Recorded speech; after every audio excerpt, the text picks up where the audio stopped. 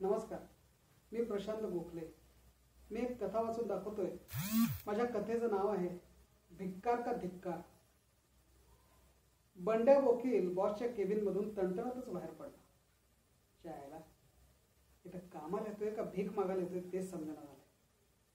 ऑफिसच्या कामासाठी लागणाऱ्या गोष्टी मागितल्यावर सुद्धा भीक मागितल्यासारखे करतात.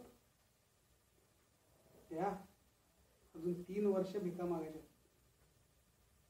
भिका मागण्यातून 3 वर्ष तरी सुटका नाही का? असं करावं, विहारेच घेऊन रिकामं व्हावं.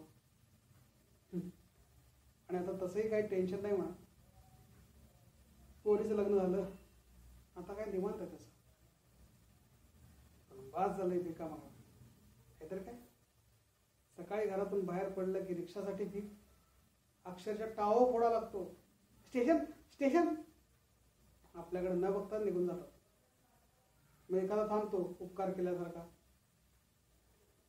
मग आपण स्टेशनला सोडायची, त्याला भीक मागायची. स्टेशनवर आलं की गर्दीत घुसून ट्रेनमध्ये चौथी सीट मिळवण्यासाठी परत भीक मागायची. ओ भाई साहेब, थोडं अंदर सारखं ना, अंदर सारखं. ऑफिसमध्ये आलो की प्यूनला चहाची भीक मागायची. लवकर जायचं असेल तर आपलं अपूर्ण काम पूर्ण करावं म्हणून सहकार्याला भीक मागायची. साहेबाकडे इन्क्रीमेंटसाठी भीक मागायची. मागा, भिका मागा, त्या काय नुसतं. आज बंड्याचा मूड चांगलाच बिघडला होता. ऑफिसमधून बाहेर पडला ते तडक एका बारमध्ये घुसला. पेग ऑर्डर करून कॉम्प्लिमेंटरी में क्या है असे विचारलं.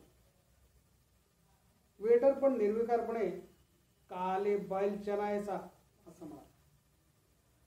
मग हा त्याला म्हणतोय, वो जरा मसाला मटकी आहे का देखो ना.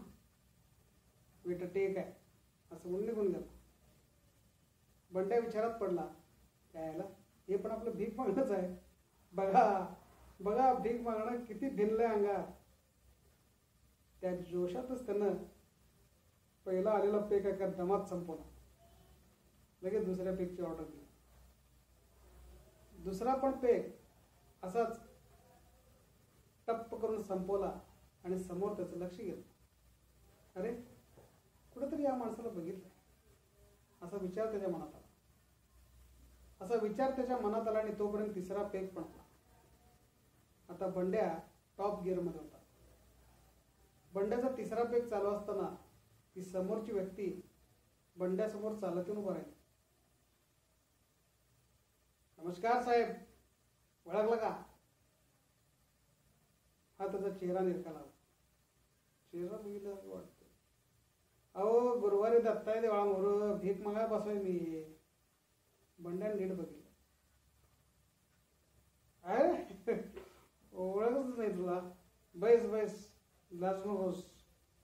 लाज नकोस रे. अरे मी पण भिकारीच आहे. बैस. तू काय मी काय, बस. तुझं नाव काय रे? विसरलो. नाव काय? माझं वय साहेब आढळराव. नावाचा आढळराव, पण जागा एक फिक्स नाही. गुरुवारी दत्त, शुक्रवारी मशीद, शनिवारी मारुती, रविवारी चर्च असं भीक मागत आयुष्य चाललं होतं. मग तिथं कसं काय आलं? तेच सांगतो ना साहेब. एक दिवस काय झालं, माझ्या जोडीदाराला ट्रकनं उडवला. डोचकन सुन्न झालं साहेब. लई पायका होता त्याच्याकडं, पण काय उपयोग? कधी विचारच केला नाही हो त्यानं. नुसतं रोज उठायचं, पैसे मागायचं. भीक मिळालेला पैसा ठेवायचा. पण मी विचार केला, ठरवलं नाही झालं आता हे भिका मागणं. कमावलं ते खर्च कधी करायचं? करू मज्जा. मग काय, तुमच्यासारख्याच बघून वागाय राहाय शिकलो साहेब. आता आयश करतो बघा नुसतं.